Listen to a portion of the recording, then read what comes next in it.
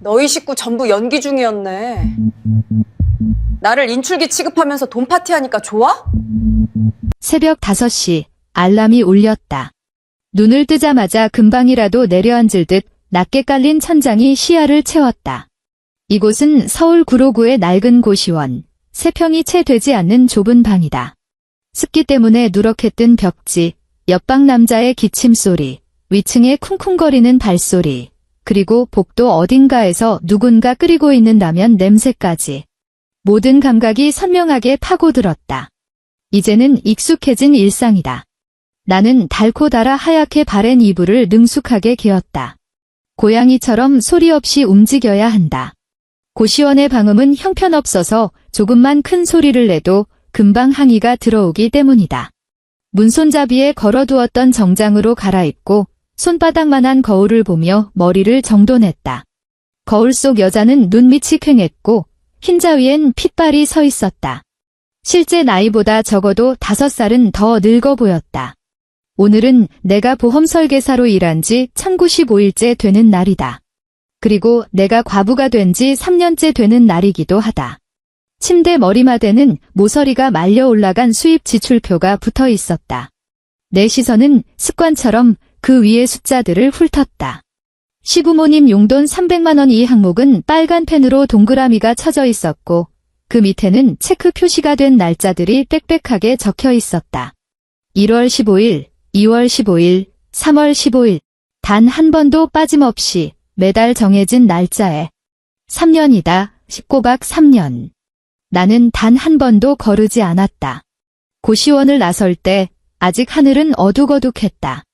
구로구의 거리는 벌써 나처럼 출근을 서두르는 사람들로 북적였다. 지하철은 콩나물 시루처럼 빽빽했다. 나는 양복을 입은 두 회사원 사이에 끼어 그들의 몸에서 나는 싸구려 스킨 냄새와 담배 쩐내를 맡으며 휴대폰 화면만 멍하니 바라보았다. 이게 내 인생이다. 강은희, 34세. 보험 설계사, 과부, 자녀 없음. 남편 정태호는 3년 전 케냐의 건설 현장에서 사고를 당했다. 시신은 심하게 부패되어 있었고 돌아온 건 뼈가루가 담긴 항아리 하나뿐이었다. 결혼한 지 고작 2년, 제대로 된 신혼여행조차 다녀오지 못한 때였다. 아프리카에 가서 돈을 벌겠다고 했다. 그곳은 월급이 세니까 돈을 바짝 모아 돌아오면 집을 사자고 더 이상 전세방을 전전하지 말자고 했다. 나는 그 말을 믿었다. 그리고 그는 죽었다. 지도에서조차 찾기 힘든 낯선 땅에서. 휴대폰이 짧게 진동했다. 카카오톡 알림이었다. 나는 무의식적으로 확인 버튼을 눌렀다. 발신인은 시어머니였다. 메시지 창에는 이렇게 적혀 있었다. 은희야, 이번 달 생활비가 다 떨어졌는데 이틀만 먼저 보내줄 수 있니? 나는 그 문장을 한참이나 들여다보았다. 덜컹거리는 지하철 안, 수많은 사람들이 오가는 와중에 구석에 굳은 표정으로 서 있는 여자를 신경 쓰는 사람은 아무도 없었다. 나는 입술을 깨물며 은행 앱을 켰다. 잔액 42만 원, 손가락이 화면 위에서 멈칫하며 떨어질 줄을 몰랐다. 42만 원. 이게 이번 달 내게 남은 전 재산이었다. 하지만 시어머니가 입을 열었다. 돈이 필요하다고 하셨다. 결국 내 손가락은 화면을 두드렸다. 금액을 입력하고 송금 버튼을 눌렀다. 30만 원이 이체되었습니다. 전송 완료. 답장은 거의 1초 만에 왔다. 알았다. 고맙다는 말도, 고생한다는 말도, 흔한 이모티콘 하나도 없었다. 나는 휴대폰 화면을 끄고 차가운 객차 벽에 기대어 눈을 감았다. 이건 일상이다. 시어머니는 늘 그랬으니까. 내가 정태호와 결혼하던 그날부터 그녀는 나에게 따뜻한 눈길 한 번 준 적이 없었다. 집안 형편이 어렵다고, 부모님이 일찍 돌아가셨다고, 서로 도울 형제자매 하나 없다고 싫어했다. 그녀의 눈에 나는 친정이라는 뒷배도 없는 불쌍한 인생이었고 자기 아들과 결혼한 건 내 팔자의 과분한 복이라고 여겼다. 남편이 살아있을 때는 그나마 눈치를 보더니 그가 죽고 나자 본색을 드러냈다. 태호가 죽었으니 넌 이제 우리 집 사람이다. 시부모를 모시는 건 내 의무야? 장례식 직후 그녀가 내게 던진 첫마디였다. 그때 나는 남편을 잃은 슬픔에 빠져 반박할 기운조차 없었다. 그저 고개를 끄덕였다. 마치 줄에 매달린 인형처럼. 그날 이후 매달 300만 원이라는 생활비는 나의 족쇄가 되었다. 300만 원. 내 월급은 보통 350만 원 정도, 실적이 좋을 때나 380만 원을 받는다. 이 돈은 내 수입의 거의 전부다. 시어머니에게 300만 원을 보내고 나면 남은 돈으로 고시원 월세를 내고 간신히 숨만 쉬며 사는 것이다. 가끔은 생각했다. 이게 맞는 걸까? 남편은 외동아들이었고 부모님을 모시는 건 도리일 수 있다. 하지만 300만 원은 너무 과하지 않나? 시부모님 두 분은 의정부에 번듯한 단독주택에 살고 계신다. 대출금도 없고 빚도 없다. 두 노인이 쓰기에 300만 원이면 차고 넘칠 액수다. 하지만 내가 조금이라도 액수를 줄이려는 기색을 보이면 시어머니는 대성통곡을 시작했다.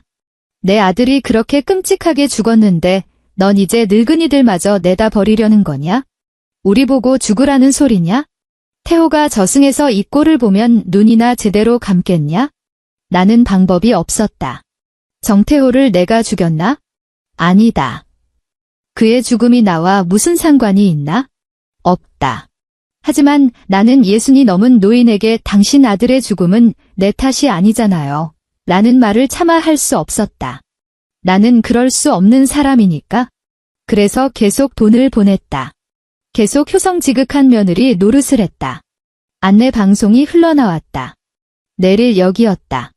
지하철에서 떠밀리듯 내리자 쏟아지는 햇살에 눈이 부셨다. 오늘의 목적지는 강남의 한 고급 아파트 단지였다. 오전 10시에 잠재 고객과의 미팅이 잡혀 있었다. 2달 가까이 공을 들인 계약 건이었다. 이것만 성사시키면 이번 달 실적은 안전권이다. 아파트 입구에 도착하니 시간이 조금 남았다. 나는 길가에 서서 자료를 다시 한번 확인했다.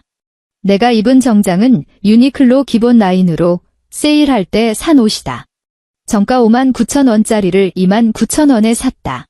그때는 득템했다고 좋아했는데 지금 보니 기대는 보풀이 일었고 소매끝도 희끗희끗 달아 있었다. 하지만 새 옷을 살 돈은 없다. 해가 점점 중천으로 떠오르자 등줄기를 타고 땀이 흐르는 게 느껴졌다. 서울의 여름은 잔인했다. 아침엔 선선하다가도 오전만 되면 숨이 턱 막힐 듯 뜨거워졌다. 그늘을 찾아 들어가고 싶었지만 고객은 아파트 단지를 어슬렁거리는 외부인을 싫어한다고 했다. 그래서 나는 정문 앞 땡볕 아래서 하염없이 기다릴 수밖에 없었다. 진짜 덥다. 나도 모르게 중얼거리며 가방에서 편의점 생수를 꺼냈다. 뚜껑을 비틀어 열고 한 모금 마셨다. 차가웠다. 어젯밤 고시원 공용 냉장고에 넣어 얼려둔 덕분이다. 이런 살인적인 날씨에 마시는 얼음물. 이게 내 삶에 남은 몇 안 되는 소소한 행복이었다. 10시 정각, 고객이 모습을 드러냈다. 50대 중반의 아주머니였는데 관리를 잘 받아 주름 하나 없이 팽팽한 피부에 고급스러운 린넨 원피스를 입고 있었다. 그녀는 나를 보자마자 미간을 살짝 찌푸렸다. 아마 내 초라한 행색이 마음에 들지 않는 모양이었다. 그쪽이 강 설계사? 네, 안녕하세요. NH생명의 강은희입니다. 나는 허리를 90도로 굽혀 인사하며 얼굴에 영업용 미소를 띄웠다. 그 후로 2시간 동안 나는 혼신의 힘을 다해 상품을 설명하고 수익률을 분석하고 질문에 답했다. 아주머니는 꼼꼼하게 듣고 예리한 질문도 던졌다. 나는 속으로 쾌재를 불렀다. 이 계약은 성사될 것 같았다. 하지만 마지막 순간 그녀가 입을 열었다. 좀 더 생각해 볼게요. 생각해 보겠다. 세상에서 가장 절망적인 문장이다. 보험업계에서 3년을 구르며 나는 저 말이 무엇을 의미하는지 뼈저리게 알고 있었다. 계약은 물 건너갔다는 뜻이다. 지난 2달간의 노력이 물거품이 되었다는 뜻이고 이번 달 실적은 또다시 바닥을 칠 거라는 선고였다. 나는 끝까지 미소를 잃지 않고 아주머니를 배웅했다. 그녀의 뒷모습이 아파트 현관으로 사라질 때까지 기다렸다가 그제야 얼굴 근육을 풀었다. 힘들다. 정말 지친다. 납덩이를 매단 듯 무거운 발걸음으로 지하철역을 향해 걸었다. 머릿속이 하얗게 비어버렸다. 시간은 벌써 오후 1시를 넘기고 있었다. 아침부터 먹은 거라곤 삼각김밥 하나뿐이라 위장이 텅 비어 쓰렸다. 하지만 밥 먹을 기분이 아니었다. 그저 그 3평짜리 좁은 방으로 돌아가 침대에 눕고 싶었다. 아무 생각도 하지 않고. 하지만 그럴 수 없었다. 오늘은 15일이니까? 매달 15일. 나는 의정부까지 지하철로 1시간 넘게 이동해 시댁에 돈을 배달해야 했다. 왜 계좌이체를 하지 않느냐고? 나도 처음엔 그렇게 하려고 했다. 하지만 시어머니는 이체 수수료가 아깝다며 굳이 현금으로 가져오라고 고집을 부렸다. 수수료는 제가 낼게요. 라고 해도 소용없었다. 시부모 얼굴 콧배기도 안 비치려고. 며느리 도리가 그게 아니지. 나는 방법이 없었다. 그래서 매달 15일은 내게 고정된 고행의 날이 되었다. 은행에 들러 현금을 찾고 지하철을 타고 의정부로 가서 다시 20분을 걸어 시댁에 도착해 현금이 든 봉투를 공손히 바치는 날. 그리고 쫓겨나는 날. 늘 그랬다. 오늘도 예외는 아니었다. 은행에서 30분을 기다려 현금 300만 원을 인출했다. 창구 직원이 나를 힐끔거렸다. 보풀린 정장을 입은 여자가 왜 이렇게 큰 현금을 찾는지 의아해하는 눈치였다. 나는 아무 말 없이 봉투를 챙겨 은행을 나섰다. 의정부로 가는 지하철 안에서 나는 의자에 머리를 기대고 눈을 감았다. 아까 놓친 계약건이 머릿속에서 자꾸만 재생되었다. 좀 더 생각해 볼게요. 그 목소리가 가시처럼 심장을 찔렀다. 왜일까? 내가 뭘 잘못했을까? 옷차림이 너무 초라해서? 태도가 부족해서? 전문성이 떨어져 보여서? 알 수 없었다. 내가 아는 건 이번 달 실적 수당은 날아갔고 더 허리띠를 졸라매야 한다는 사실뿐이었다. 우스운 일이다. 이렇게 뼈 빠지게 일해서 번 돈은 나를 위해 쓰이지도 않는데. 지하철이 멈췄다. 의정부역을 나와 뜨거운 오후의 햇살을 받으며 시댁을 향해 걸었다. 이곳은 오래된 주택가였다. 붉은 벽돌집들이 다닥다닥 붙어 있고 골목은 좁고 구불구불했다. 눈 감고도 찾아갈 수 있을 만큼 익숙한 길이었다. 시댁은 낡았지만 꽤 넓은 단독주택이었다. 남편이 살아있을 때 시아버지가 평생 모은 돈으로 산 집이었다. 재작년 시아버지가 돌아가신 뒤로는 시어머니 혼자 살고 계셨다. 초인종을 눌렀다. 30초쯤 지났을까 시어머니가 문을 열었다. 그녀는 새로 산 듯한 실내복을 입고 있었고 머리는 짙은 갈색으로 염색되어 있었다. 심지어 옅은 화장까지 한 상태였다. 나를 보는 그녀의 표정은 건조했다. 마치 잡상인을 보는 듯한 눈빛. 왔니? 네, 어머니. 이번 달 생활비예요. 나는 현금이 든 봉투를 두 손으로 공손히 내밀었다. 마치 숭고한 의식이라도 치르듯. 시어머니는 봉투를 받아들고 그 자리에서 돈을 세어보았다. 금액이 맞는 걸 확인하고는 주머니에 찔러 넣었다. 알았다. 가봐라. 이게 끝. 나는 문 앞에 서서 조심스럽게 입을 열었다. 어머니, 건강은 좀 어떠세요? 저 잠시 들어가서 물이라도 한 잔. 됐다. 시어머니의 목소리는 칼같이 차가웠다. 과부 들어오면 재수 없어. 얼른 가 차비 아끼게 딴 데로 새지 말고. 쾅. 문이 닫혔다. 나는 닫힌 대문을 멍하니 바라보았다. 영혼이 빠져나간 것 같았다. 3년이다. 3년 동안 매달 일했다. 왕복 3시간 거리를 달려와 돈을 바치는데 물 한 잔 마시라는 소리도 없이 문전박대를 당했다. 마치 내가 더러운 병균이라도 되는 것처럼. 버려진 건 난데. 아들이 죽어서 과부가 된 건 난데. 내가 뭘 잘못했다고 이런 취급을 받아야 하나. 나는 억울함을 삼키며 골목을 돌아 나갔다. 다리에 모래주머니를 찬 듯 무거웠다. 몇 걸음 걷다가 습관처럼 뒤를 돌아보았다. 시댁 쪽을 한 번 더 보는 것. 이건 내가 이곳에 올 때마다 하는 미련한 버릇이었다. 그리고 그 집이 눈에 들어왔다. 시댁 바로 옆집. 그곳엔 3층짜리 번듯한 빌라가 서 있었다. 외벽은 깔끔한 미색으로 칠해져 있었고 정원수들은 정갈하게 다듬어져 있었다. 3년 전 남편 장례식 때만 해도 그 땅은 잡초가 무성한 공터였다. 매달 돈을 주러 올 때마다 나는 그곳이 변해가는 과정을 지켜보았다. 털을 닦고 기둥이 올라가고 벽이 생기고 예쁜 정원이 만들어지는 것을. 이제는 누가 봐도 부러워할 만한 고급 단독주택이 되었다. 하지만 나는 저 집주인을 한 번도 본 적이 없었다. 이상하네. 나는 속으로 생각했다. 저렇게 좋은 집에 살면서 왜 사람 기척이 없을까? 내가 올 때마다 마주친 적이 없고 주차장에 차가 있는 것도 못 봤다. 비어있는 집인가? 아니면 별장처럼 쓰는 건가? 뭐, 나랑 무슨 상관이라고. 나는 고개를 저으며 다시 걸음을 옮겼다. 머릿속엔 한 가지 생각뿐이었다. 이번 달도 무사히 넘겼다. 다음 달도 해야 한다. 그 다음 달도. 이 지옥 같은 날들은 언제 끝날까? 시어머니가 돌아가셔야 끝이 날까? 끔찍한 생각이다. 어떻게 며느리가 시어머니 죽기를 바랄 수 있나? 아니면 내가 먼저 과로사로 죽을까? 그건 가능성 있어 보였다. 하지만 방법이 없었다. 내겐 선택지가 없었다. 부모도 형제도 없고 남편이 남긴 유산이라곤 한 푼도 없었다. 남은 건 부양해야 할 시부모뿐. 나는 늪에 빠진 사람처럼 발버둥 칠수록 더 깊이 가라앉고 있었다. 체념한 채 골목을 빠져나가려는데 갑자기 어두운 골목 그늘에서 쭈글쭈글한 손 하나가 쑥 튀어나와 내 팔목을 낚아챘다. 아! 나는 비명을 지르며 뒷걸음질 쳤다. 하지만 그 소나귀 힘은 놀라울 정도로 셌다. 조용히 해. 나야. 잔뜩 쉰 목소리가 귓가에 급하게 속삭였다. 나는 놀란 가슴을 진정시키며 상대를 확인했다. 안씨 할머니였다. 시댁 대각선 앞집에 사는 이웃이었다.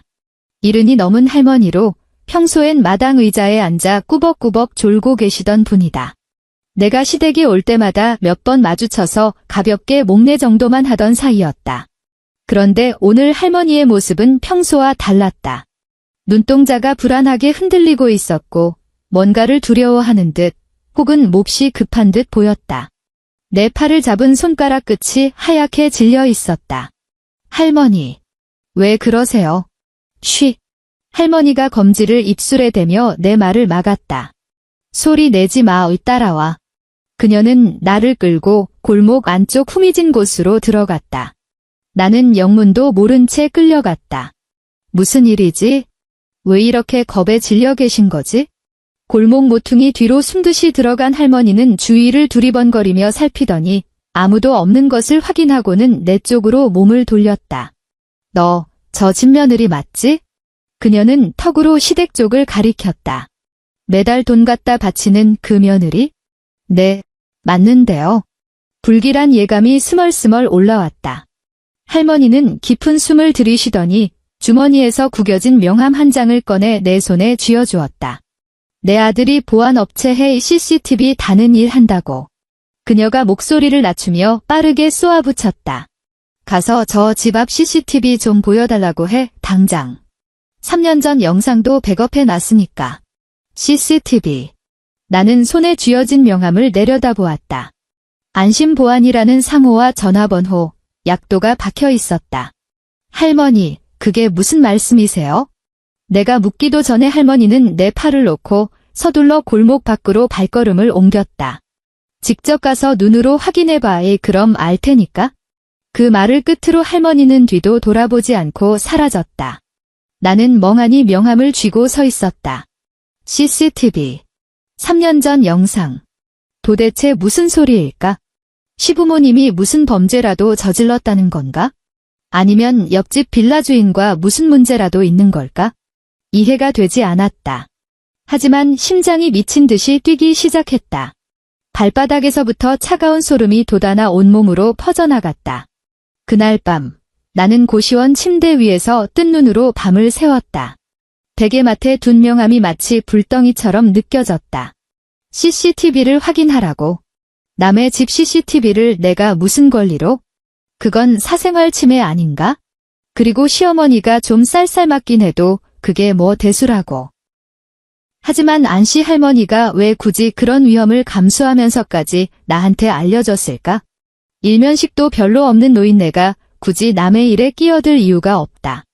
오지랖이라고 하기엔 눈빛이 너무 절박했다. 그렇다면 내가 알아야만 하는데 철저히 속고 있는 무언가가 있다는 뜻일까? 심장 박동 소리가 귓가를 때렸다. 다음 날 아침 나는 거의 한숨도 못 잔 채 일어났다. 명함을 한참이나 노려보다가 결국 휴대폰을 들었다. 여보세요.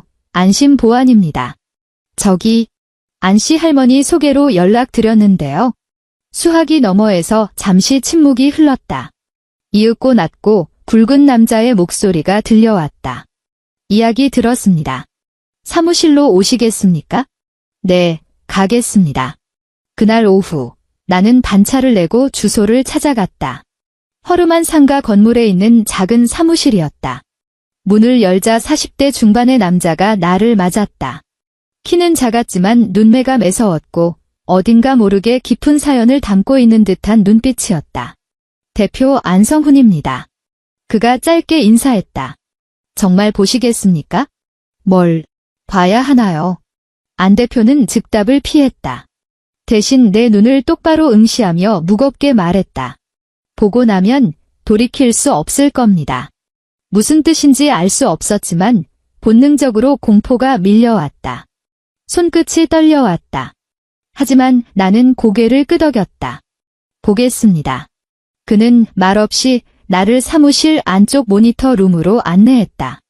어두컴컴한 방 안에는 오직 모니터 불빛만이 번득이고 있었다. 그는 나를 의자에 앉히고 키보드를 두드리기 시작했다. 저희 업체가 그 구역 보안 시스템을 관리합니다. 계약상 집 앞 CCTV 영상은 클라우드에 5년간 보관하게 되어 있습니다. 그래서 제가 뭘 봐야 하죠? 그는 대답 대신 마우스를 클릭해 타임라인을 일주일 전으로 돌렸다. 화면이 떴다. 시댁 바로 옆, 그 으리으리한 단독주택의 현관이었다. 문이 열리고 훤칠한 키의 남자가 걸어 나왔다. 그의 옆에는 배가 남산만 한 임신부가 팔짱을 끼고 있었다. 햇살이 좋아 남자의 옆얼굴이 선명하게 잡혔다. 남자는 뒤를 돌아 집안에 있는 누군가에게 손을 흔들며 웃고 있었다. 나는 화면을 뚫어지게 바라보다가 숨을 멈췄다. 저 얼굴. 저 웃을 때 생기는 눈가주름. 고개를 돌리는 저 각도. 정태호. 3년 전 아프리카에서 죽었다던 뼈가루만 돌아와 내가 피눈물을 흘리며 제사를 지내온 내 남편.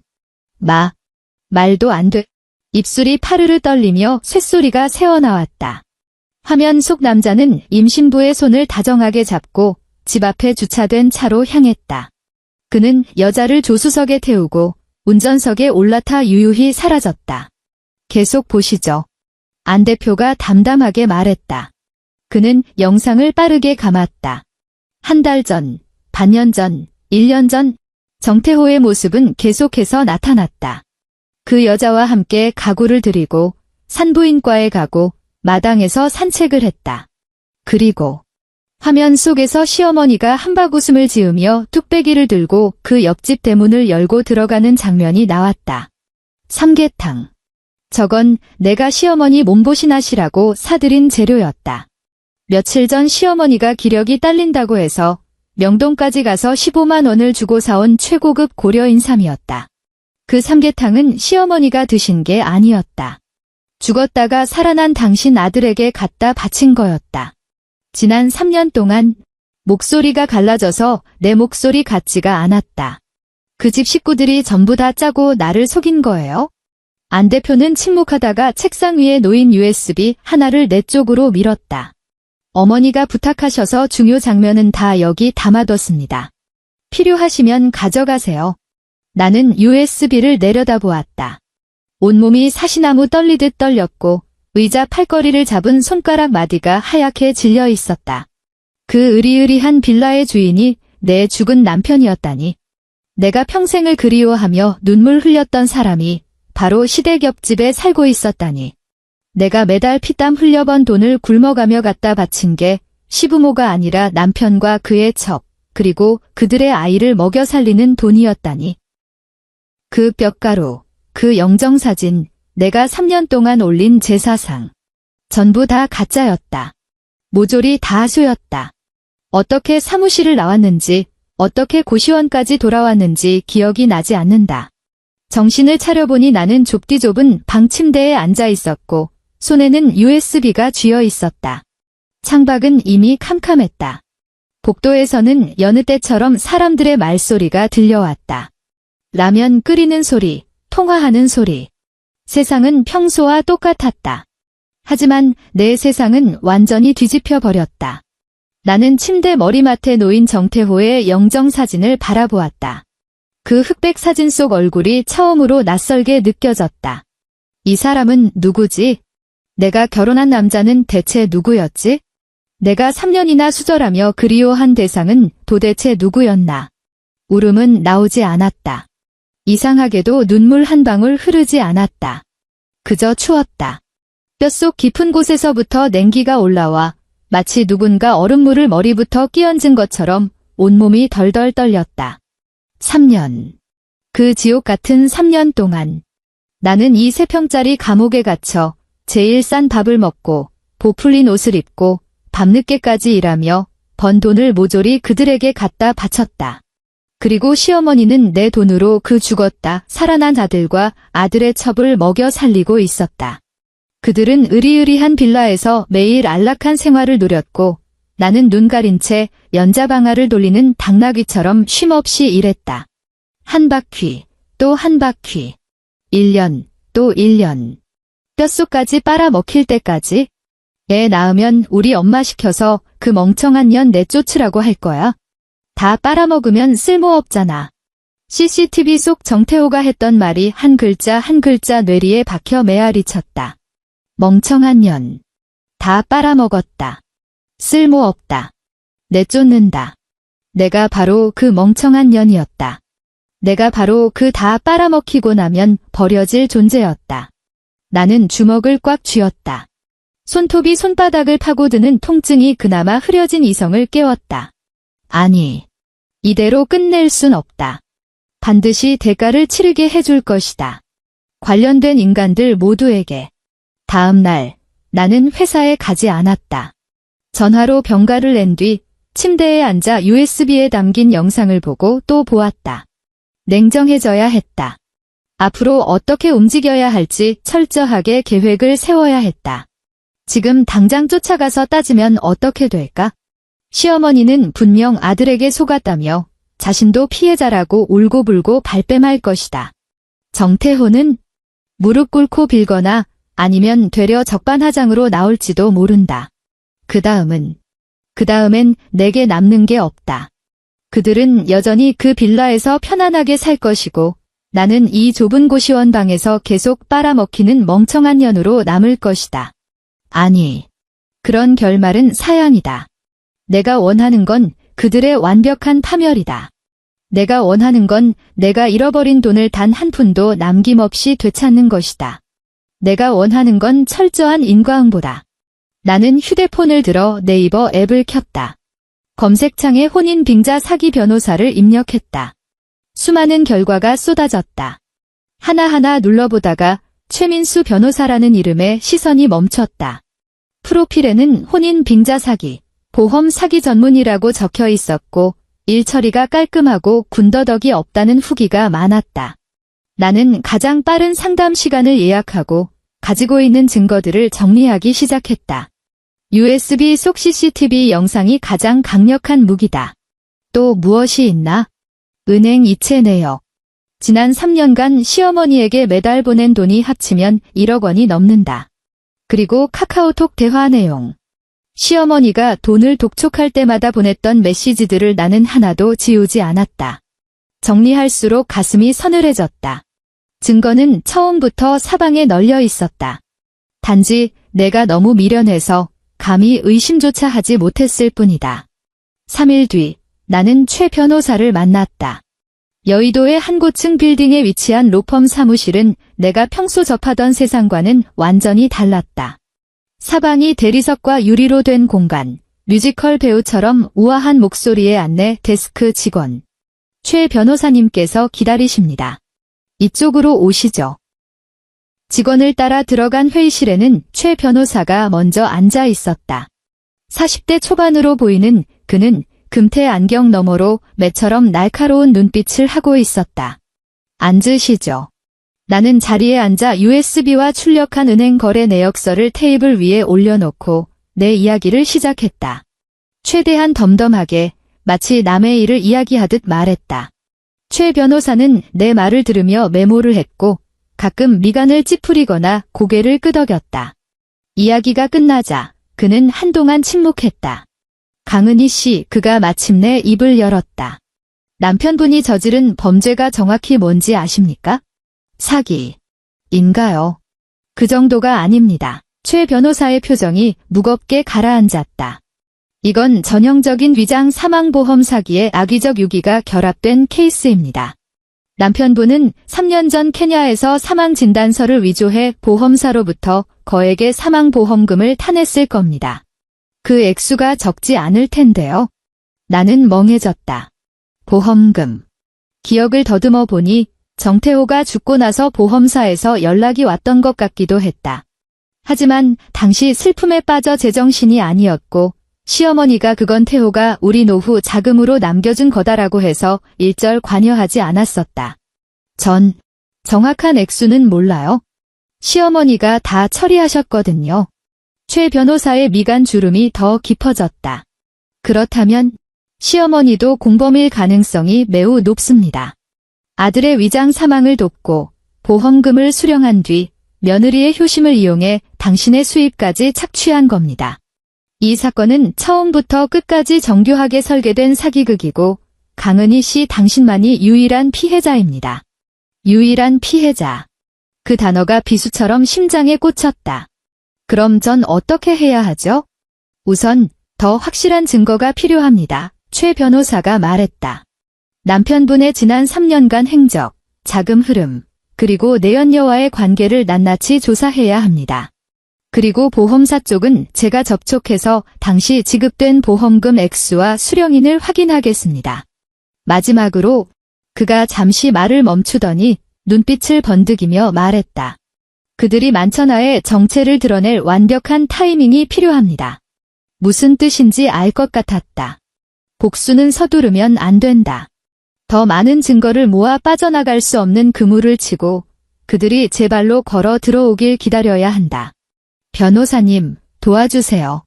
대가는 얼마든지 치르겠습니다. 최 변호사가 나를 보며 고개를 끄덕였다. 그 후 한 달 동안 나는 비밀리에 조사를 진행했다. 최 변호사가 소개해준 사설 탐정이 정태호와 그 여자를 밀착 감시했다. 나는 평소처럼 출근하고 평소처럼 시어머니에게 돈을 보냈다. 예전과 똑같은 미소를 지었기에 아무도 내 속을 짐작하지 못했다. 조사 결과가 하나둘 내 손으로 들어왔다. 여자의 이름은 민서연, 28세. 정태호가 위장 사망하기 전부터 만나던 내연녀였다. 유흥업소 종업원으로 일하다가 정태호를 만난 뒤 일을 그만뒀고 줄곧 정태호의 돈으로 생활해왔다. 뱃속의 아이는 8개월이었다. 그리고 그 빌라. 그 집은 내가 매달 보낸 돈과 사기로 타낸 보험금을 합쳐 산 것이었다. 등기부 등본상 소유주는 시어머니 김 씨였다. 더 기가 막힌 진실도 드러났다. 3년 전 정태호가 아프리카에서 사망을 선택한 이유는 국내에서 감당할 수 없는 도박 빚을 졌기 때문이었다. 도박장 깡패들이 매일같이 빚 독촉을 해대자 갚을 능력은 없고 가족에게 피해가 갈까봐 이 끔찍한 쥐장 사망 계획을 세운 것이다. 그는 케냐 현지의 브로커와 장례식장을 매수해 사망 진단서와 화장 증명서를 위조했다. 내가 품에 안고 돌아왔던 그 뼈가루 항아리. 그 안에 든 건 정체불명의 가루였다. 동물의 뼈였는지 아니면 그냥 아궁이 재였는지 알 길이 없었다. 나는 그 가짜 뼈가루를 놓고 3년을 수절했다. 매년 기일마다 시댁에 가서 위패 앞에 무릎 꿇고 절을 올렸다. 시어머니는 옆에서 비통한 표정으로 아이고 내 새끼, 왜 그리 빨리 갔니 하고 곡을 했다. 그리고 그 죽은 아들은 벽 하나를 사이에 둔 옆집 빌라에서 우리의 곡소리를 듣고 있었을 것이다. 그는 웃었을까? 모르겠다. 하지만 분명 비웃었을 것이다. 내가 얼마나 멍청한지, 자신의 계획이 얼마나 완벽한지, 세상에 이렇게 속이기 쉬운 여자가 또 어디 있겠냐며 낄낄거렸을 것이다. 고시원방에 홀로 앉아 조사보고서를 읽어 내려가던 나는 불현듯 실소가 터져나왔다. 침대 머리맡에 붙여둔 정태호의 영정사진. 차마 떼지 못했던 그 사진. 매일 아침 눈을 뜨면 가장 먼저 보았고 잠들기 전 마지막으로 눈에 담았던 그 얼굴. 저 사진을 보며 여보, 보고 싶어라고 몇 번이나 속삭였던가. 저 사진 앞에서 얼마나 많은 눈물을 흘렸던가. 결국 다 가짜였다. 전부 연극이었다. 나는 손을 뻗어 벽에 붙은 사진을 거칠게 뜯어냈다. 소나기에 힘이 들어가 사진이 구겨졌다. 울지 않았다. 그저 웃음이 났다. 미친 사람처럼 크크거리며 웃다가 결국 눈물이 뺨을 타고 흘러내렸다. 다음 날 나는 눈물을 닦고 다시 일상으로 돌아갔다. 겉으로는 여전히 성실한 보험 설계사였고 땡볕 아래 영업을 뛰며 매달 시어머니에게 돈을 갖다 바치는 며느리였다. 하지만 물밑에서는 최 변호사와 매주 만나 소송 준비를 착착 진행했다. 보험사 쪽 확인됐습니다. 최 변호사가 말했다. 당시 지급된 사망보험금은 5억 원입니다. 수익자는 시어머니 김 씨로 되어 있더군요. 사망 확인 후 3개월 안에 전액 수령해 갔습니다. 5억 원. 그건 원래 내 돈이어야 했다. 법적 배우자인 내가 수익자가 되어야 마땅했다. 하지만 당시 나는 그런 걸 따질 정신이 없었고 시어머니가 돈 관리는 당신이 하겠다고 했을 때 바보같이 고개를 끄덕였다. 이것도 돌려받을 수 있나요? 물론입니다. 위장 사망보험 사기는 중범죄입니다. 보험사는 지급된 금액 전액을 환수할 권리가 있습니다. 게다가 강은희 씨가 지난 3년간 시어머니께 보낸 소위 부양료 역시 사기죄로 반환 청구가 가능합니다. 남편은 죽지 않았고 당신은 과부가 아니니 시어머니가 돈을 요구할 명분이 전혀 없으니까요. 나는 고개를 끄덕였다. 머릿속에 계획이 그려졌다. 변호사님, 한 가지 상의 드릴 게 있어요. 말씀하시죠. 다음 주 토요일이 시어머니 칠순 잔치예요. 나는 차분하게 말했다. 그날 그 자리에서 모든 진실을 터뜨리고 싶어요. 최 변호사가 나를 바라보았다.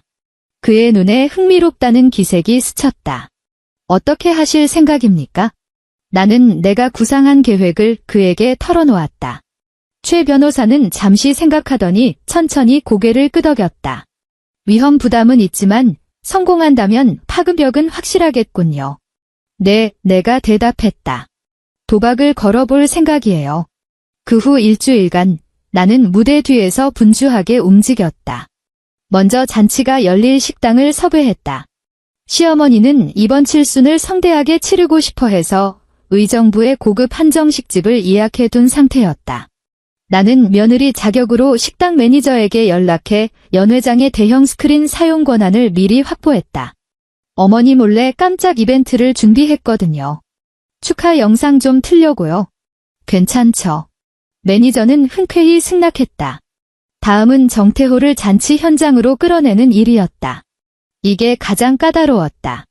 조사에 따르면 정태호는 지난 3년간 아는 사람과 마주칠까 봐 빌라 밖으로 거의 나오지 않았다. 친척들이 모이는 칠순 잔치에 제 발로 올 리가 없었다. 하지만 만약 잔치에 가족끼리만 모인다고 한다면? 나는 탐정을 통해 민서연의 휴대폰 번호를 알아냈고 지인에게 부탁해 식당 직원인 척 전화를 걸게 했다. 안녕하세요. 정태호 씨 댁 맞으시죠? 여기 의정부 한정식집인데요. 김 여사님 칠순 잔치가 오후 5시부터인데 여사님께서 아드님이 직접 케이크를 들고 와주면 좋겠다고 특별히 부탁하셔서요. 다른 손님 없이 가족끼리만 오붓하게 하신다니까 뒷문으로 몰래 들어오시면 됩니다. 민서연은 감쪽같이 속아 넘어갔다. 네, 알겠어요. 전해줄게요. 이로써 모든 말들이 제자리에 놓였다. 이제 그날이 오기만을 기다리면 된다. 시어머니 김 씨의 칠순 잔칫날. 의정부의 한정식집은 축제 분위기였다. 입구에는 붉은색 화환이 늘어서 있고 복도에는 축하 현수막이 걸려 있었다. 비단 식탁보가 깔린 연회장에는 친척들이 하나둘 모여들어 술잔을 기울이며 왁자지껄 떠들고 있었다. 시어머니는 새로 맞춘 고운 한복을 차려입고 상석에 앉아 입이 찢어져라 웃고 있었다. 그녀는 오늘 아들이 올 거라고는 상상도 못하고 있었다. 그녀의 계획대로라면 정태호는 빌라에 숨어 있어야 했고 잔치가 끝나면 자신이 몰래 맛있는 음식을 싸들고 갈 생각이었으니까 아무도 눈치채지 못했다. 구석자리 검은색 원피스를 입은 여자가 앉아 있다는 것을. 그 여자는 바로 나였다. 내 손에는 빔 프로젝터 리모컨이 들려 있었고 표정은 고요한 호수처럼 차분했다. 잔치는 순조롭게 진행되었다. 사람들은 정갈한 한정식 요리를 즐기며 덕담을 주고받았다. 나는 밥 한 톨 넘기지 못한 채 고개를 숙이고 오직 그 순간만을 기다렸다. 오후 5시 30분. 시어머니가 자리에서 일어나 감사 인사를 하려던 참이었다. 자, 다들 주목해주세요. 제가 한 말씀 드리자면 그때였다. 꺼져있던 연회장 정면의 대형 스크린이 번쩍하고 켜졌다. 사람들의 시선이 일제히 스크린으로 쏠렸다. 화면에 나온 것은 감동적인 축하 영상이 아니었다. 그것은 CCTV 녹화 영상이었다. 화면 속에는 한 남자와 배가 부른 여자가 빌라 현관 앞에서 다정하게 이야기를 나누고 있었다. 애 낳으면 우리 엄마 시켜서 그 멍청한 년 내쫓으라고 할 거야. 다 빨아먹으면 쓸모없잖아. 남자의 목소리가 스피커를 통해 연회장에 쩌렁쩌렁 울려 퍼졌다. 저거. 누군가 남자의 얼굴을 알아보고 손가락질했다. 태호 아니야? 태호 죽었잖아. 이게 무슨 일이야? 저게 뭐야? 장례는 순식간에 아수라장이 되었다. 사람들은 서로 얼굴을 쳐다보며 웅성거렸다. 시어머니의 얼굴이 백지장처럼 하얗게 질렸다. 그녀가 덜덜 떨리는 손으로 스크린을 가리키며 무언가 말하려는 찰나 연회장의 문이 벌컥 열렸다. 주인공 정태호가 케이크 상자를 들고 위풍당당하게 걸어 들어왔다. 그는 어머니에게 줄 서프라이즈를 기대하며 싱글벙글 웃는 얼굴로 소리쳤다. 엄마, 생신 축하드려, 그리고 그는 보았다. 대형 스크린에 띄워진 자신의 얼굴을. 그리고 자신을 향해 쏟아지는 수십 개의 경악 어린 시선을. 들고 있던 케이크 상자가 바닥으로 떨어졌다. 철퍼덕 소리와 함께 크림이 사방으로 튀었다. 귀신이다. 먼 친척 중 한 명이 비명을 지르며 뒤로 물러나다 의자와 함께 넘어졌다. 태호야, 당숙이 벌떡 일어났다. 너 죽은 거 아니었냐? 어떻게 살아 돌아온 거야? 세상에, 귀신이 곡할 노릇이네. 연회장은 비명과 고함으로 난장판이 되었다. 도망치려는 사람, 주저앉는 사람, 울부짖는 사람. 나는 구석에서 천천히 걸어 나왔다. 눈물도, 분노도 없었다. 그저 등골이 서늘할 정도로 차가운 침묵만이 감돌았다. 또각. 나는 정태호의 코앞까지 걸어갔다. 그는 사색이 되어 입술만 달달 떨고 있었다. 정태호 씨. 내 목소리는 낮았지만 칼날처럼 선명하게 그의 고막을 파고들었다. 오랜만이네. 그가 입을 벙긋거렸지만 나는 기회를 주지 않았다. 손에 들고 있던 서류 뭉치를 그의 얼굴에 냅다 던져버렸다. 종이들이 눈처럼 흩날리며 바닥으로 떨어졌다. 이게 뭐야? 그가 허둥지둥 종이 한 장을 집어들었다. 내용을 확인한 그의 눈동자가 흔들렸다. 경찰 출석 요구서. 내가 건조하게 말했다. 보험사 사기 고소장. 그리고 이혼 소장.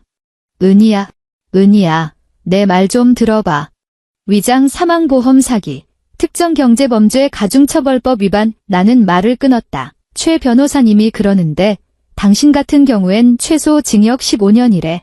정태호의 다리가 풀렸다.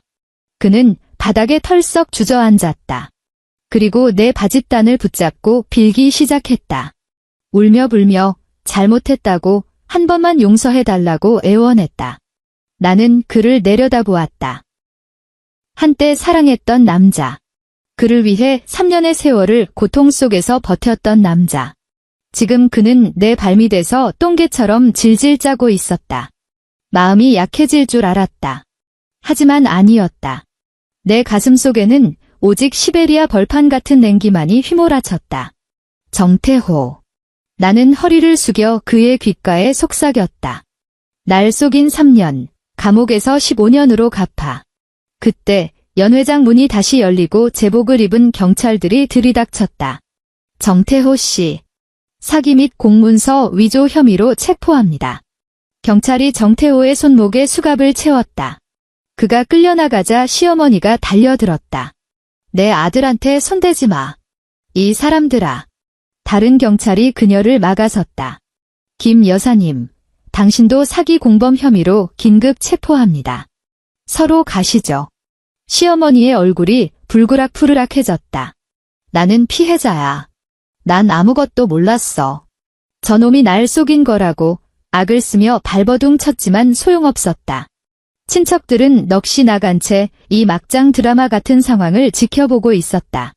나는 그 아수라장의 한가운데 서서 경찰에게 끌려가는 두 사람의 뒷모습을 바라보았다. 마음이 기이할 정도로 평온했다. 끝났다.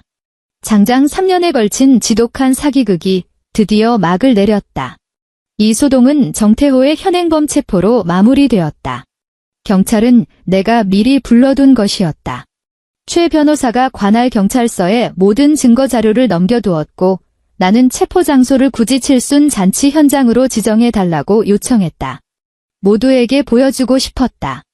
그들이 나를 어떻게 기만했는지, 그리고 그들이 어떤 최후를 맞이하는지. 더 통쾌한 건 식당 밖에는 내가 제보한 연예부 기자들이 진을 치고 있었다는 점이다. 수갑을 찬 정태호가 끌려나오자 플래시 세례가 쏟아졌고 셔터 소리가 빗발쳤다. 다음 날 네이버 메인 뉴스에는 이런 제목의 기사가 실시간 검색어 1위에 올랐다. 죽었다던 남편, 아프리카서 3년 만에 부활. 아내 등쳐먹고 내연녀와 호화 생활. 기사는 상세했다. 정태호가 어떻게 죽음을 위조했는지, 시어머니가 어떻게 보험금을 타냈는지, 그리고 나라는 멍청한 년이 어떻게 3년 동안 그들을 먹여 살렸는지. 댓글창은 폭발했다. 남자의 밑바닥은 어디까지인가. 진짜 역대급 쓰레기네. 시어머니가 더 소름 돋음. 친아들 죽은 척 연기하면서 며느리 돈 뜯어낸 거 실화냐. 저 며느리분 너무 불쌍하다. 3년 청춘을 저런 인간들한테. 징역 15년도 짧다. 무기징역 때려야지. 와, 아내분 사이다. 정의 구현 제대로 하셨네.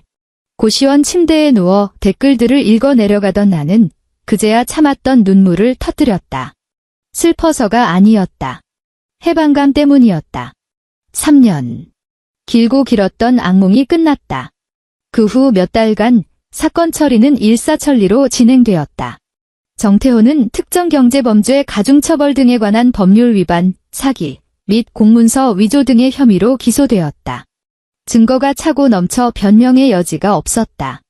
법원은 그에게 징역 15년을 선고했다. 시어머니 김 씨 역시 사기 공범으로 재판에 넘겨졌다. 끝까지 몰랐다고 잡아댔지만 CCTV 영상과 통화 녹취, 계좌 내역이 그녀의 거짓말을 증명했다. 법원은 그녀에게 징역 5년을 선고했다. 그들이 살던 호화빌라는 법원에 압류되어 경매로 넘어갔다. 매각 대금은 전액 피해자인 나와 보험사의 피해 복구에 쓰였다. 보험사가 환수한 5억 원, 그리고 내가 지난 3년간 뜯긴 부양료와 위자료까지 합쳐 내 통장에는 약 4억 원이라는 돈이 입금되었다. 4억 원. 꿈에서도 만져본 적 없는 큰 돈이었다.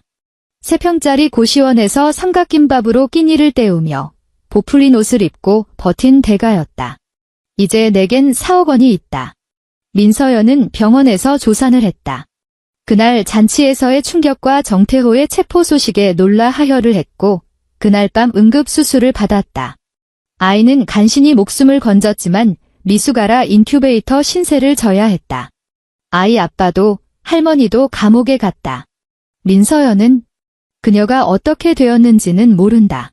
친정 식구들이 와서 그녀와 아이를 데리고 어디론가 사라졌다는 소문만 들었다.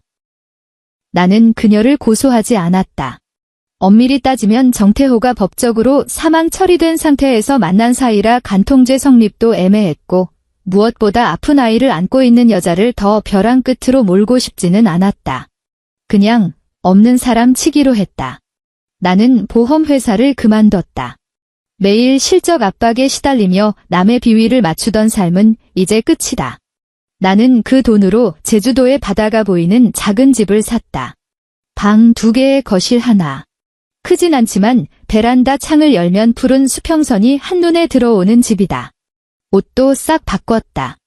유니클로 세일 상품 대신 내 몸에 잘 맞고 소재가 좋은 브랜드 옷들로 채웠다.